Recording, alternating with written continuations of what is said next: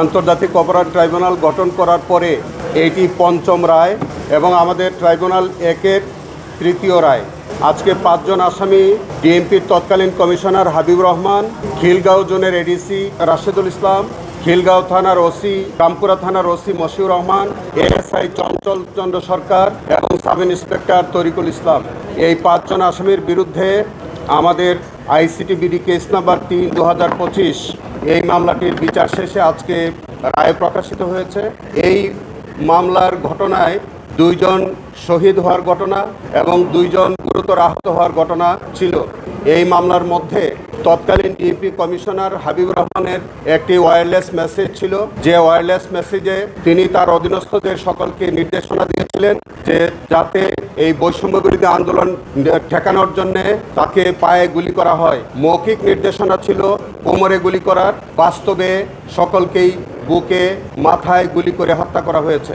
এই মামলার অপর আসামি যে রাশেদ যিনি এডিসি ছিলেন, তার নেতৃত্বে 19 জুলাই 2024 তারিখে রামপুরা এই হত্যাকাণ্ডের ঘটনা ঘটে এবং তাদেরকে আহত হওয়ার ঘটনা ঘটে। চঞ্চল সরকার কার্নেশে ঝুলে থাকা আমির হোসেনকে নির্বিচারে গুলি করে। তিনি একটি ভিডিও বার্তায় উনি এই ঘটনা স্বীকার করেন। তারিকুল ইসলাম তিনি চঞ্চল সরকারের সাথে এই আহত এবং নিহতদের নির্বিচারে গুলি করে তাদেরকে হত্যা করে এবং আহত করে।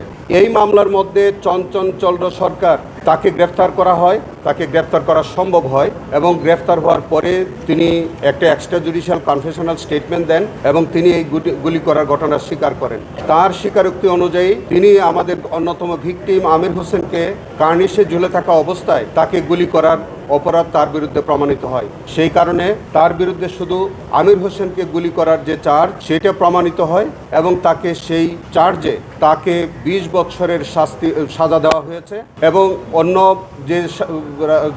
অন্য যে চার্জগুলো ছিল, যেমন মায়া ইসলামকে হত্যা করার ঘটনা কিংবা আমাদের নাদিম মিজানকে হত্যা করার ঘটনা, বাসেত মুসা খানকে যে আহত করার ঘটনা, এই 3টি চার্জ তার বিরুদ্ধে প্রমাণিত না হয় এই 3টি চার্জ থেকে তাকে খালাস দেওয়া হয়েছে। আমরা মনে করি চঞ্চল সরকারের যে এই রায় এটি যথার্থ হয়েছে এবং আমরা এই রায়ে আপাতত সন্তোষ প্রকাশ করছি।